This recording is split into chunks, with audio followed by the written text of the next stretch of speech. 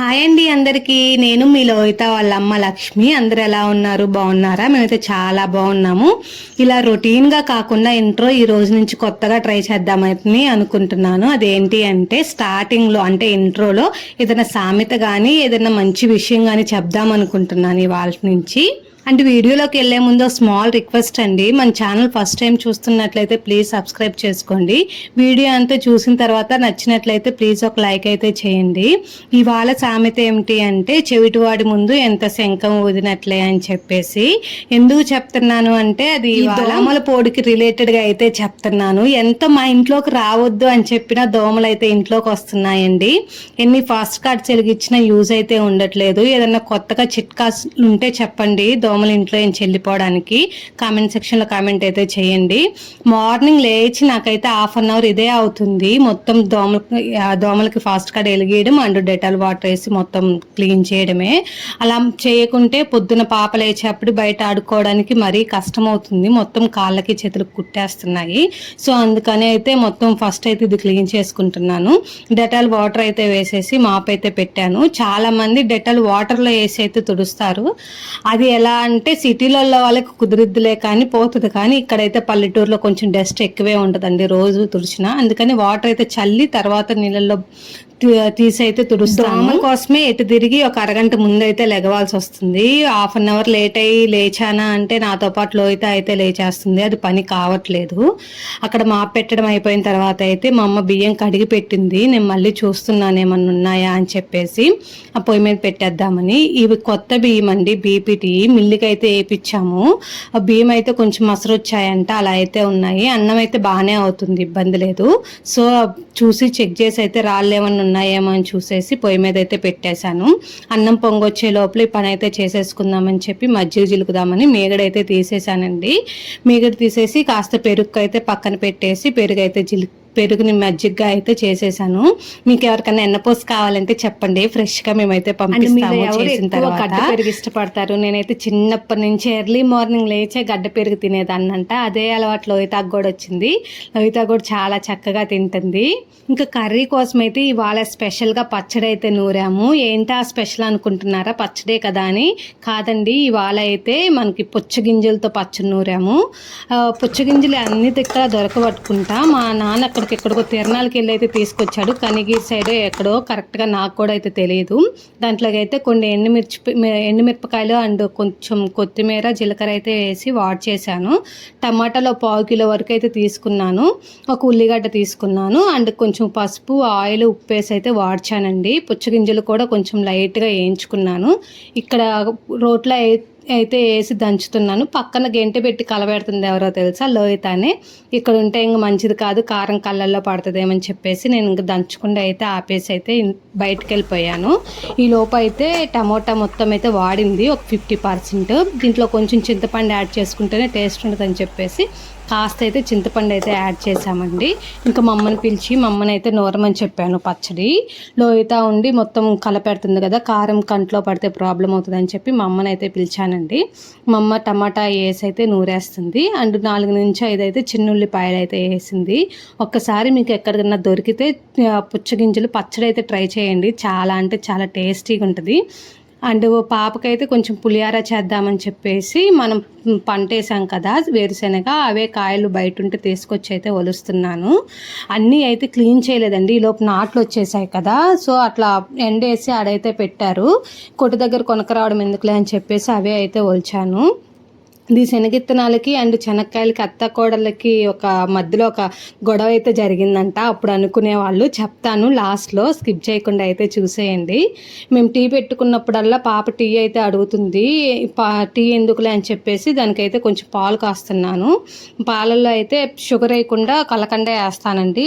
ఉత్తి పాలు అంటే మందం చేసిద్ది. మా బర్రెల దగ్గర ఫ్రెషే కదా, నీళ్ళు కలిపినవి కాదని చెప్పేసి కొంచెం అయితే వాటర్ వేసాను.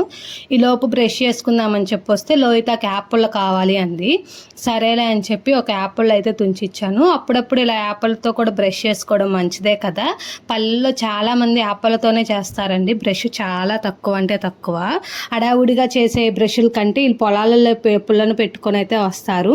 లోహితకి యాపిల్ ఇచ్చినా కూడా పేస్ట్ అయితే కావాలంట, వెళ్ళి కొంచెం అయితే వేయించుకొని వచ్చింది. ఆకులు ఎలా ఉన్నాయా అని చెప్పి చూస్తూ ఉంది. పేస్ట్ బాగా తినడం అయితే అలవాటు చేసుకుందండి. వాళ్ళ తాతయ్యే అలవాటు చేసింది, నేనైతే అస్సలు వేయను. వాళ్ళ తాతయ్య దగ్గర అన్ని కథలు పడతా ఉంటుంది. పాపకి పాలల్లో ఏమేస్తానని మీకు డౌట్ రావచ్చు. జూనియర్ హార్లిక్స్ అండి. నేను ఇంకా బూస్ట్ అట్లాంటివి అయితే ఏమి వేయను. జూనియర్ హార్లిక్స్ అది తాగేది తక్కువ, ఆ తక్కువకే కొంచెం మంచి వాడితే పర్లేదులే అని చెప్పేసి జూనియర్ హార్లిక్సే తీసుకొచ్చేసాను. పాలైతే తాగేసింది, ఇంక ఎనర్జీ వచ్చినట్టుంది.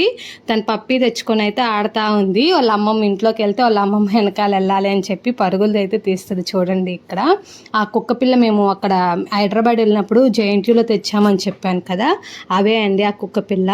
అండ్ ఇంక పాపకైతే పాలు తాగేసింది కదా, ఈలోపు పులిహార అయితే ప్రిపేర్ చేద్దామని చెప్పేసి పులిహార కూడా ప్రిపేర్ చేస్తున్నాను. చింతపండు పులిహార చేయలేదండి ఇవాళ, నిమ్మకాయలు మా అమ్మ చేలో ఇంచి అయితే తీసుకొచ్చింది. ఆ నిమ్మకాయలతోనే అయితే చేస్తున్నాను. నిమ్మకాయలకి అంత రసం అయితే లేదండి, పిండి చేనొప్పి అయితే వచ్చిందిలే కానీ రసం అయితే రాలేదు. ఇంక ప్రిపేర్ చేసిన తర్వాత పాపకు పెట్టేసి స్నానం అయితే చేపించానండి. స్నానం చేపించాక ఇంకా దాని మూడంతా బాగున్నట్టుంది.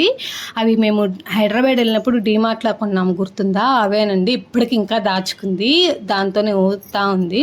మీకు డౌట్ రావచ్చు నేను డే టైంలో ఎందుకు వీడియో తీయను అని చెప్పేసి. లోహి పాప నాతో ఉంది అంటే నేను మోస్ట్లీ వీడియో అయితే తీయనండి, ఫోన్ తక్కువ వాడతాను. నేను వాడే చూసి తనకు కూడా కావాలి అంటదేమో, ఫోన్ అలవాటు చేసుకుంటుందేమో నాకు అదొక భయము. మా అమ్మ వాళ్ళు మా నాన్న ఉన్నప్పుడే వీడియో తీయడానికి అయితే కొంచెం ట్రై చేస్తాను అంతే. వాళ్ళతో ఉంటే ఫోన్ జోలికి రాదు, వాళ్ళతో ఆడుకుంటుంది. నేను తీస్తున్నాను అంటే ఒక్కదాన్ని ఉన్నానంటే ఫోన్ దగ్గరికి వచ్చింది, అందుకే ఎక్కువ ఫోన్ అయితే వాడను. అండ్ వీడియో ఎడిటింగ్ అవి కూడా ఎప్పుడు చేస్తానని మీకు డౌట్ రావచ్చు.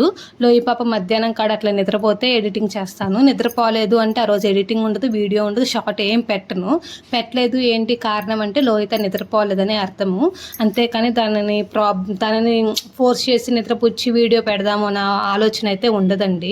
మోస్ట్లీ పిల్లల దగ్గర నుంచి ఫోన్ అవాయిడ్ చేయడమే మంచిదని నా ఆలోచన.